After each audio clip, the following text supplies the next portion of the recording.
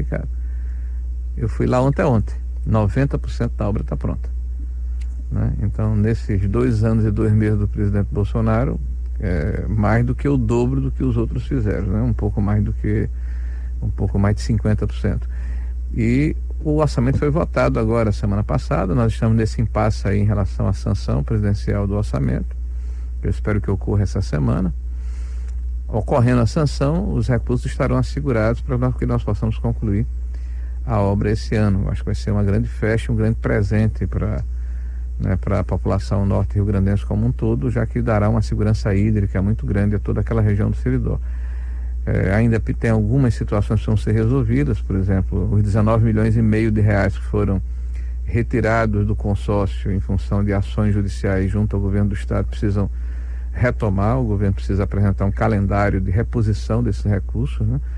Nós estamos aí esperando o edital que vai começar a construção de 5 agrovilas de pessoas que estão no entorno da barragem. Eu estive lá em Barra de Santana, que é uma vila de quase 200 casas, que está com quase 80% das obras prontas, inclusive com toda a infraestrutura. Estive lá ontem, visitei o canteiro de obras. Enfim, nós estamos aí correndo e sendo o mais céleres possível para podermos concluir até o final do ano. Então, para o bom entendimento do nosso ouvinte, sancionado o orçamento por parte do presidente, teremos o Oitia concluído até o final do ano. Exatamente, essa é a ideia. Aí vai depender da execução, mas o recurso está escutando a conversa, né? Como dizia o meu avô, né? O dinheiro escutando a conversa fica mais fácil a gente resolver o problema, né? Confirmado oficialmente a alteração de 6 pastas, 6 ministérios no governo Bolsonaro. Casa Civil da Presidente da República, General Luiz Eduardo Ramos Batista Pereira. Ministro da Justiça e Segurança Pública, Delegado da Polícia Federal Anderson Gustavo Torres. Ministro da Defesa, General Walter Souza Braga Neto. Ministro das Relações Exteriores, Embaixador Carlos Alberto Franco França. Secretaria de Governo da Presidência da República, Deputada Federal Flávia Arruda. E a Advocacia Geral da União, André Luiz de Almeida Mendonça. Danilo. André Mendonça, que sai do Ministério da Justiça. Sai da Justiça, né? E vai para a AGU. Retorna à AGU. E Braga Neto sai da Casa Civil e vai e assume o Ministério da Defesa. Perfeito. 2 mudanças internas. E Ramos ali, né? Vai da Segov para a terceira, né? Para a Casa Civil. Para a Casa Civil. É surpresa, eu acho. E o França já era o assessor sênior do presidente na área de Relações Exteriores, né? O embaixador. A maior França. surpresa aqui, ministro, não sei a opinião de vocês, do ministro aqui, mas a maior surpresa é a deputada Flávia Arruda, né? Do PL do Distrito Federal, ocupando um cargo aí de ministra, e claramente, né? Também representando o Congresso, representando a Câmara, e como membro do Centrão, né? Também está lá, a deputada Qual é a Flávia pasta que ela vai? Arruda. Segov. Secretaria de Governo. Ministra da Secretaria de Governo. Ministro, o ano passado, no mês de fevereiro ainda, nós tivemos um bate-papo aqui. E na época, existia, quando o senhor assumiu o ministério, né, um pouco antes, em torno de 20 mil obras em carteira no ministério e 50% delas, à época, estavam paralisadas. Hoje, como é que estão esses números no ministério? João, nós temos hoje um aplicativo que está em teste ainda, mas qualquer cidadão pode baixar, ainda não está perfeito, chamado Transparência MDR. Você encontra aí na sua loja aí do seu iPhone. Transparência MDR. Transparência MDR. Nós temos hoje 28 mil e poucas obras em carteira, quase 175 bilhões de reais. No ano passado nós entregamos quase 7 mil obras, 6.900 e pouco, em mais de 5 mil municípios. Retomamos 2 mil dessas obras, estavam 6 mil paralisadas. Nós retomamos 40 mil unidades habitacionais e entregamos 410 mil unidades habitacionais no país, né? Então, esse é o quadro de caráter geral. Agora, se me permite, eu acho que a coisa mais relevante para o estado do Rio Grande do Norte é essa questão da segurança hídrica, né? Nós somos um ministério que eu costumo dizer às pessoas que nos assessoram e que estão trabalhando conosco, nós somos o Ministério das Águas. Porque nós temos lá o saneamento básico, que é a questão do tratamento da água, do esgoto, do resíduo sólido, da macrodrenagem. Nós temos a defesa civil, que tem tudo a ver com as intempéries da natureza, ou com a falta, ou com o excesso da água, né? Nós temos lá a questão da infraestrutura hídrica, né? Que são as grandes obras estruturantes que estão sendo feitas no país para emancipar essas populações, né? E nós temos a questão de habitação e do combate à desigualdade regional. E eu tenho dito, onde tenho ido, que ao longo dos últimos 90 anos, o percentual da produção da riqueza no país em relação ao Nordeste variou entre 11% a 15% dos últimos 90 anos. Nós temos 28% da população e 14% do PIB hoje. Ou seja, nós somos uma região profundamente desigual em relação ao país. E nesse tempo todo, várias coisas aconteceram. Denox, Codevasf, Sudene, Banco do Nordeste, mas essa proporção não se alterou. E o que é que vai nos emancipar? E essa foi a orientação que nós recebemos do presidente. Segurança hídrica. Então existe uma série de ações que estão sendo trabalhadas para atingir esse objetivo. Segurança hídrica significa água tratada de qualidade e com regularidade na sua torneira e à disposição das cidades para que aconteça o comércio, a indústria, o tratamento do esgoto, né, o tratamento adequado do resíduo sólido, a diminuição da mortalidade infantil, a diminuição da pressão sobre o sistema de saúde, o aumento da produtividade das pessoas. Então a água ela é um elemento essencial não só da manutenção, mas do desenvolvimento social, econômico e humano de qualquer civilização. O ano passado nós conseguimos votar o marco do saneamento. Para vocês terem uma ideia, a nossa maior tragédia ambiental não é a Amazônia. Não é a Amazônia. Nossa maior tragédia ambiental é o fato que nós temos 100 milhões de brasileiros sem tratamento de esgoto e 35 milhões de brasileiros sem água tratada. O Brasil hoje preserva 62% do seu território. O bioma amazônico tem 82% a 83% de preservação em relação às matas originárias de quando o Brasil foi descoberto. Nós temos um código florestal que determina que 20% das propriedades vão ser preservadas ou reconstruídas com as matas originárias, em qualquer lugar do Brasil, com exceção de parte do centro-oeste, que essa proporção vai a 50%, e do bioma amazônico, que é 80%. Então não conheço nenhum país do mundo que seja tão rígido e que preserve tão bem o seu bioma em relação à legislação. Nós temos todo tipo de problema, desmatamento ilegal, né? Nós temos problemas ligados justamente a essa questão da percepção que o mundo tem de queimadas, da forma como as populações originárias são tratadas, mas eu lhes asseguro que nós temos hoje muito a mostrar nessa área. Por isso que a mudança do marco legal do saneamento permitiu segurança e previsibilidade para trazermos para esse processo, até 2033 conseguirmos a universalização do tratamento de água e esgoto do Brasil, a iniciativa privada. São 700 bilhões de reais necessários para investir nessa área. São 120 bilhões necessários na área de tratamento de resíduos sólidos. E você tem mais aí uns 20 a 30 bilhões de reais necessários para se fazer o arranjo dentro dos perímetros irrigados e a revitalização de bacias hidrográficas.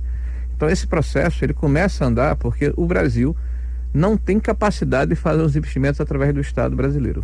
O governo federal, municipal e estadual, com recursos próprios ou emprestados, investe no máximo 6 bilhões de reais por ano.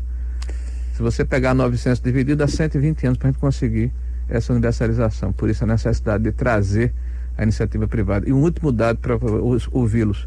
Aqui no Rio Grande do Norte, 46% da água que é captada em poços artesianos, ou no nosso lençol freático, ou nos estuários, ou nas lagoas, de cada 100 litros, só 54 litros chegam na torneira do consumidor. Há um desperdício aqui de 46%, fruto do sucateamento do nosso sistema de adutoras, da incapacidade que o governo tem de fazer investimentos, de modernizar esse sistema e de preservá-lo. Pedir licença aqui ao ministro Rogério Marinho para o anúncio do adiamento da Voz do Brasil. Voltamos em seguida aí com Ed Oliveira.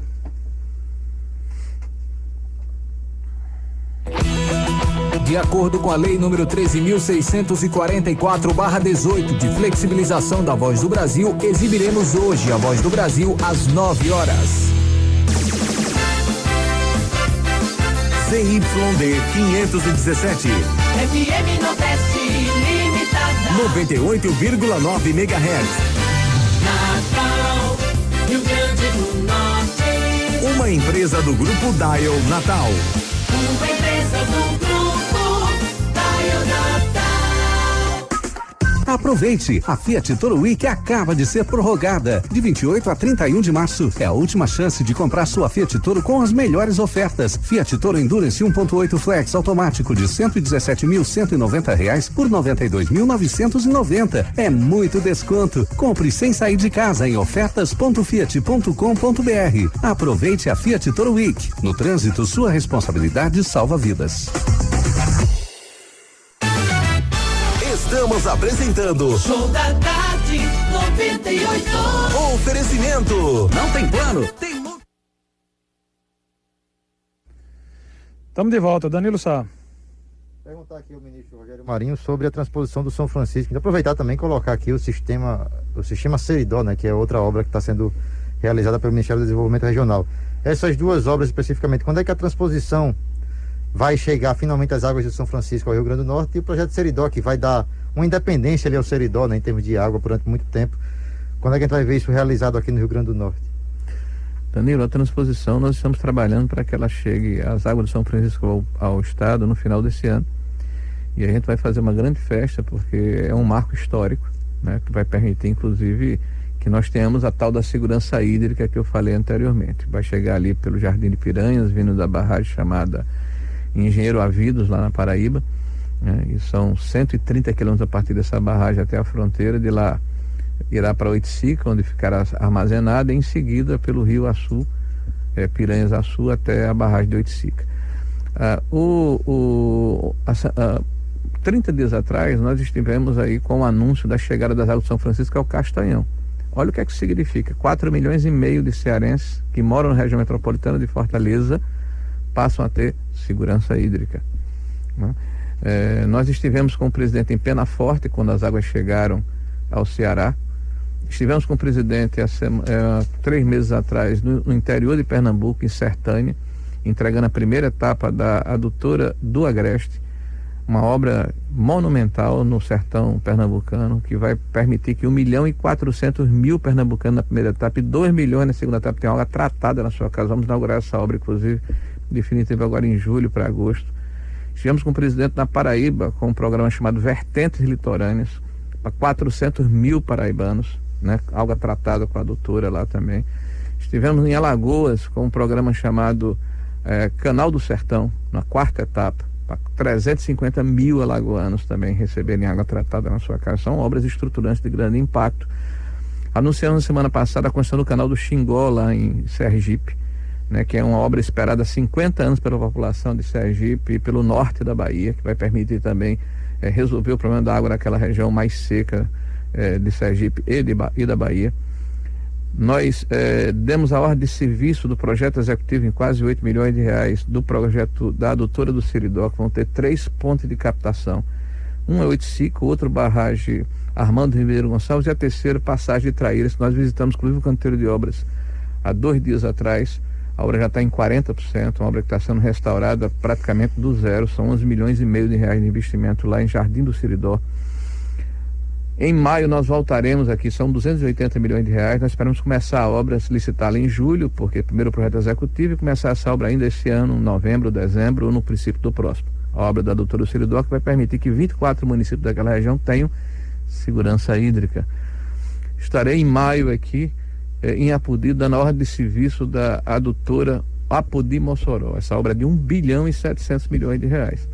Né? Uma obra que vai trazer a água lá de Cajazeiras, na Paraíba, numa segunda captação do Rio São Francisco, até Major Salles, ali na Tromba do Elefante, e vai beneficiar 34 municípios da região oeste, chegando ali em Santa Cruz do Apodi, e de lá por adutora até Mossoró. Essa é a última parte da transposição, né? A última parte da transposição, que foi licitado ano passado, final do ano passado.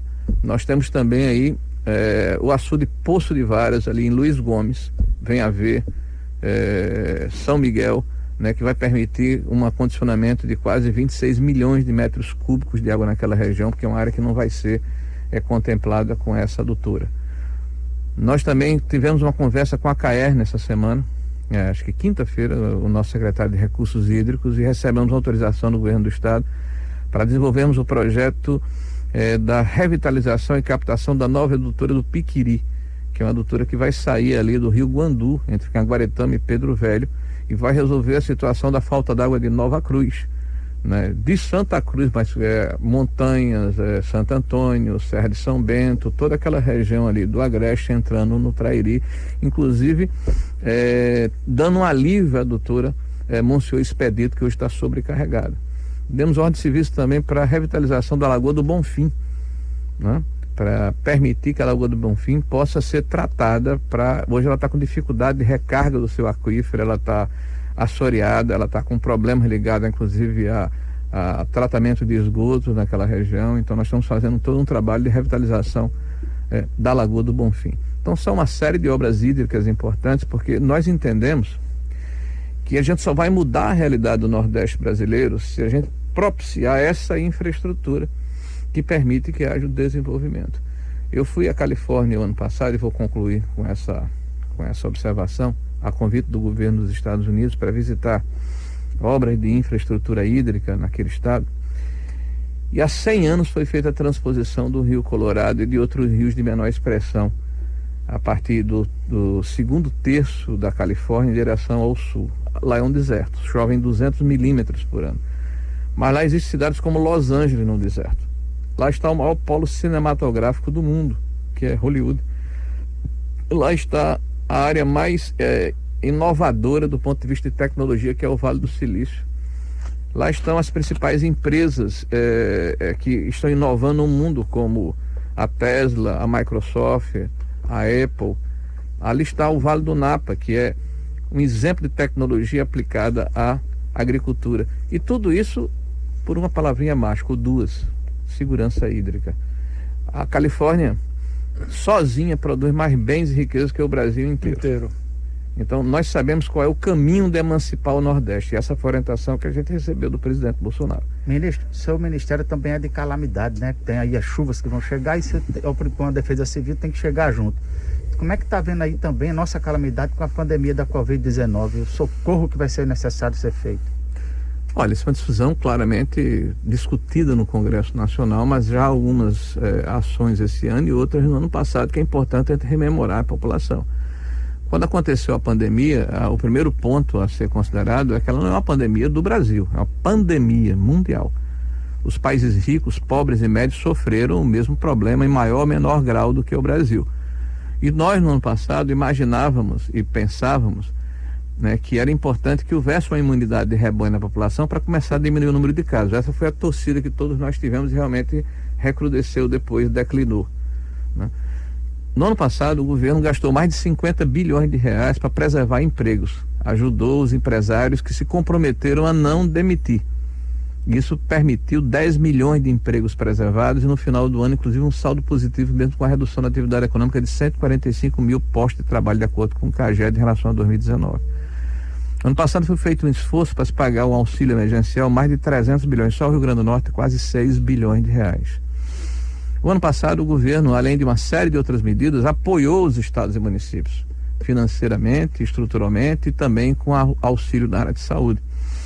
Só de recursos livres no orçamento do Estado, além dos recursos obrigatórios que são constitucionais, aqui chegaram livres no cofre do governo do Estado quase 800 milhões de reais. Além disso, foi pago a dívida que o Estado do Rio Grande do Norte tinha com organismos internacionais no ano passado, quase 40 milhões de reais. Além disso, não foi cobrado mais de 20 milhões de dívidas que o governo do Estado do Rio Grande do Norte tinha para com o governo federal em empréstimos ligados à União e ao Estado.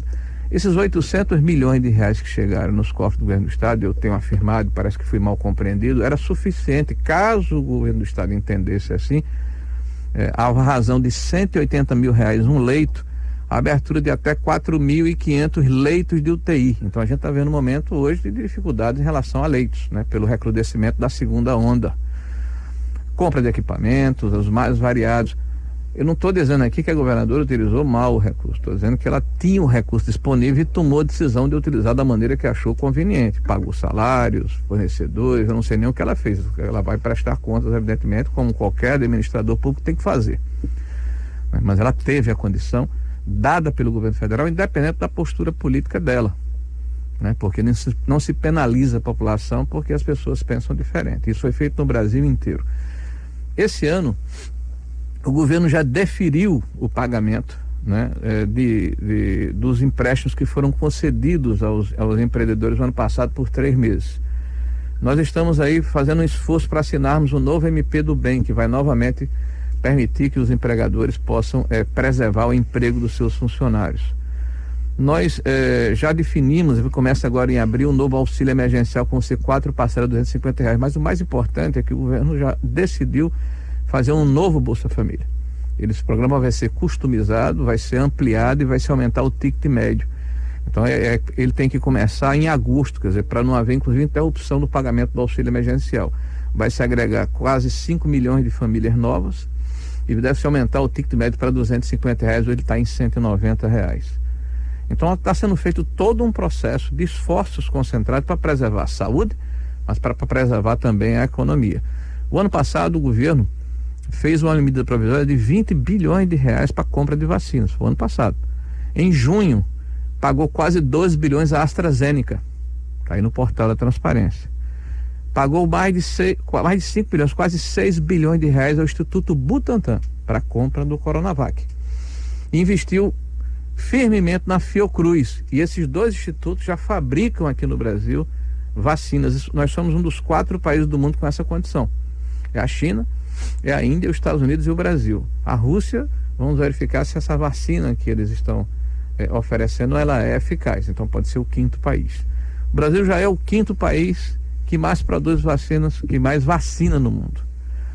Você assiste a TV, os dados são colocados da seguinte maneira: morreu 300 mil pessoas. Pô, nós temos que ter empatia com a família dessas pessoas, tem que ter solidariedade. Todo mundo conhece alguém que foi vitimado pela Covid, todo mundo conhece alguém que sofreu num hospital. Todo mundo está amedrontado, porque isso é uma coisa nova, né, que nos assusta a todos. 300 mil pessoas. Vacinou 7% da população. Não, vacinou 20 milhões de pessoas. Então, a forma como é passada a informação passa a sensação de que é uma letargia no processo. Na sexta-feira, 900 e poucas mil pessoas foram vacinadas. A meta é chegar a 1 milhão por dia e crescer progressivamente. Se esses 20 milhões de pessoas foram vacinadas, 1 milhão por dia, em 90 dias nós teremos 90 milhões de pessoas. Então, daqui para metade do ano, nós teremos a metade da população brasileira vacinada. E veja o que é que está acontecendo. Os óbitos estão diminuindo sensivelmente entre aquelas idades que já foram vacinadas.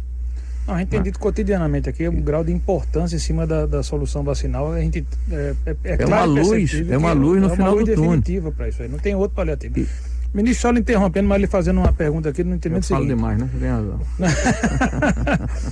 Não há nenhuma dúvida que nós estamos diante de uma segunda curva e num momento de extrema gravidade para todos. E é reconhecido, nós fizemos aqui diversos contatos nesse sentido aqui, o grau de suporte para os empresários no ano passado, com suspensão de contrato de trabalho, redução de jornada, financiamento de folha de pagamento, Pronamp. E a sensação que se tem no meio empresarial agora, nesse momento, é de lentidão por parte do governo, de novas e necessárias medidas na área econômica para suprir esse novo desafio que está posto aí. Não é do seu ministério, mas pela circulação aqui, a sua livre circulação em Brasília, qual é o sentimento que o senhor percebe no governo federal nesse sentido e se teríamos um alento para o empresariado nesse momento? A única possibilidade de se abrir um novo leque de intervenções no sentido de se ter novos auxílios é uma nova PEC, né? Porque você tem as limitações dadas pela Constituição brasileira, pela legislação, né, que impede através dos órgãos de controle que se gaste além do que define o teto de responsabilidade fiscal. Foi feita uma emenda constitucional que permitiu um acréscimo de 44 bilhões que está sendo gasto com o auxílio emergencial, mas não se abriu janelas para uma outra situação. É evidente que o parlamento está discutindo essa situação e essa possibilidade junto com o governo. Tá? Mas o importante colocar também é que há um esforço de todos nós de não aumentarmos ainda mais o grau de endividamento do governo, porque quando isso acontece, isso impacta no juro futuro, no aumento do dólar, na inflação. Então é um equilíbrio muito tênue, né? Mas é evidente, eu concordo e advogo e defendo, né, que nós não podemos deixar os pacientes morrerem. Então nós temos que fazer o trabalho necessário para ajudar o Brasil, exemplo que foi feito ano passado, talvez não nas mesmas proporções. Tá? E isso está sendo discutido pelo governo e pelo parlamento brasileiro. Você vê hoje, por exemplo, uma discussão em que o inimigo comum está sendo deixado de lado, porque o inimigo maior é o vírus, né? E parece que a coisa está assim, vamos encontrar primeiro um culpado de uma situação que está acontecendo no mundo inteiro. Me permita uma rápida comparação. O Reino Unido, a Inglaterra, há 30 dias atrás, estava morrendo 2.200 pessoas por dia. Tá? Graças a Deus está caindo o número de óbitos lá. Lá tem 60 milhões de habitantes. Se você trouxer essa realidade para o Brasil, Reino Unido, um país desenvolvido, com o melhor sistema de saúde, morrendo quase 8.000 pessoas por dia. E nem por isso você vê uma mobilização de se encontrar culpados. Pelo contrário, a população lá, o governo lá, nos vários níveis, está junto tentando ajudar a debelar o problema. É isso que a gente tem lutado. Aqui, o governo manda as vacinas para os estados, né, o governo federal. O governo estadual recebe no aeroporto, a gente vê muita gente tirando fotografia ao lado de caixa de vacina, né, e distribui para os municípios que aplicam a vacina. Aí a propaganda é a seguinte: o estado está vacinando apesar do governo federal. Olha, eu acho que é importante a gente ter nesse momento a sensibilidade de entender o drama das pessoas e também fazer justiça com o que está acontecendo. Então todos nós estamos ansiosos, estamos amedrontados, estamos preocupados, mas o governo está se mexendo, sim. Basta ver os números e a velocidade do aumento, né, da vacinação e o impacto que está causando nas pessoas que já estão imunizadas. O orçamento demorou a ser aprovado, era de agosto de 2020, foi preparado, então ele está defasado e as correções que deveriam ter sido feitas no parlamento não aconteceram. O governo vai trabalhar com o orçamento engessado. Qual é o vislumbre que o senhor tem desses consertos e a que passo eles serão feitos? O orçamento está engessado há muito tempo, porque o teto fiscal impede que haja uma condição melhor de investimentos públicos, né? Existem gastos obrigatórios que têm que ser levados em consideração, inclusive constitucionais de amarração no valor mínimo para a saúde, para a educação, né, para a área social, e isso tem sido observado. O orçamento atrasou porque no ano passado todo o Congresso se voltou ao combate da pandemia, então colocou como prioridade votar leis e votar alterações na legislação que permitissem que o Estado brasileiro fosse eficiente nesse combate. Nós conseguimos finalmente votar o orçamento, acho que quinta-feira da semana passada.